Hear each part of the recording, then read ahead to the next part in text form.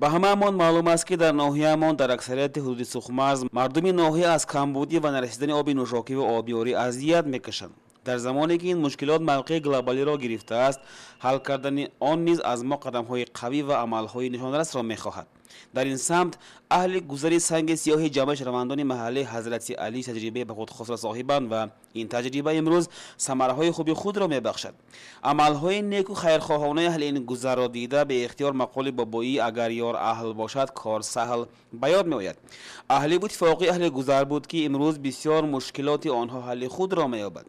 ба итифоқиву пайвандии аҳли гузар дастгирии моддӣ низ аҳамияти муҳим касб мекунад.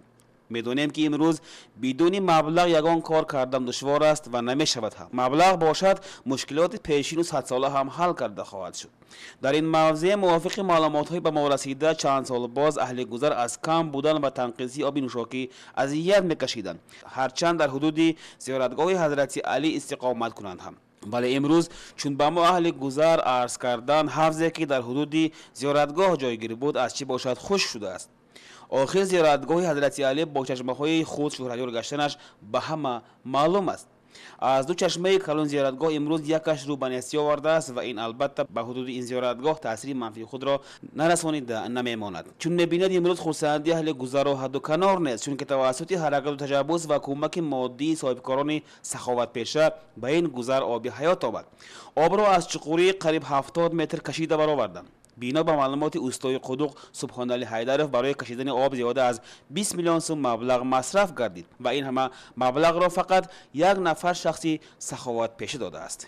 мана дар маҳаллаи мо чанд сол ин ҷониб об набуд. бо ташаббуси тадбиркори саховатпеша Валиҷон Тӯчиев аз ҷиҳати моддӣ дастгирӣ карда ҳамон обро бароварда доданд маҳалла мо. ҳама аз кори кардагӣ ва ё мамнунанд. мана баромадани мо 25 сол шошад об набуд. душворӣ мекашид маҳалла мо, одамо мазор рафта об гирифта меомаданд.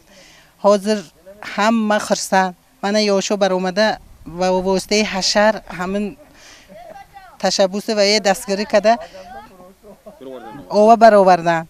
ҳозир ҳама хурсанд. оянда анамин ниятҳои нағз аяд кӯчаҳои асфалт кардан ба ана ҳозир дар замони ҳозиранда барои овоти маҳалла барои ҳамин зебо гарда ободи маҳалла ҷузо ҳам корова нағз рафсос мана маҳалла ҳамин санги сиёва аз тарафи як Валиҷон Тӯчиев сахова кардааст. мана домон 22 миллион ба об додааст ҳам маҳалла ба барои ҳам худмат маҳалла ба ҳам маҳалла маҳаллаи нав. мана овоз маҳалла ҳақиқатан маҳалла овод ядгарошон меҳрохоз зояти кор ядгарошона карда мана ҳам мошо ҳам ба ташаббуси ҳамон мана ҳамин ҷада роси ҷамъони ай субмеомо ката мана ҳаминҷо об ровардиан ҳамаҳо раҳмат доимо ҳамихе маҳалла овод шавад. о обдӯна мегӯд маҳалламда об бошад обдӯна мешавад ма тим мешавад зиндаги фаровон мешавад. барои ҳама ман мехоҳам ки аламихи Валиҷон ба ин бисёр бирод хизмати халқ кунад. мо ҳама халқи ҳаминҷа ҳам Валиҷон хурсандим доим маҳалла мо овод шавад, чинҷа амон шавад, даҳото мо тин шавад. имрӯз аз саховати Валиҷон Тӯйчиев ҳама аҳли маҳалла хурсанданд.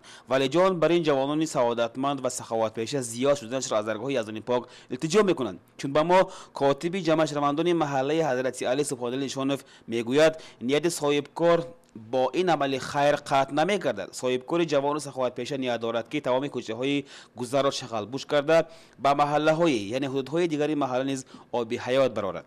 албатта ин амали нек, наҷиб, саховатмандона, нафъовар, хайр ва савоби Валиҷон Тӯчиев бар ин ҷавонон имрӯз ба ҳама намунаи ибрат будан ва шудан метавонад. гуфтан ба маврид аст ки аҳли гузаро имрӯз боз як мушкилот ба гирдоби худ кашидааст. ҳолатҳои ногувори симчӯбҳо, чунки имрӯз аҳли гузар барои қонеъ кардани эҳтиёҷоти худ ба рӯшноиро маҷбуранд аз ҳамин гуна симчӯбҳои нолоиқу дасти сохт истифода кунанд. оиди ин мушкилот на якбору дубор ба идараҳои дахлдор муроҷиат карданд, вале мушкилот бо мушкилии худ боқӣ мемонад. дар ин бора худи аҳли маҳал инҳоро мегӯянд. симиағочамо нав кардан дар кор ин симои электрамо бад оврезон ҳавай ба ин башконаи ёш мактаба меброн метарсим шамол памол шавад канда нашавад. гуфтам симиағочам эътибор ба мегирифтан нағз мешед. ҳақ аст ки муваффақияту камбудӣ доимо ҳам паҳлӯ мегарданд ки ҳаёт бо ҳамин ҳақиқати воқеии худ зебост. اهل گذر سنگ سیاهی جمع شهروندان محله حضرت علی باوری دارند که توسط تشبث و کوشش سخاوتمندان محله تمام مشکلات خود را حل میکنند.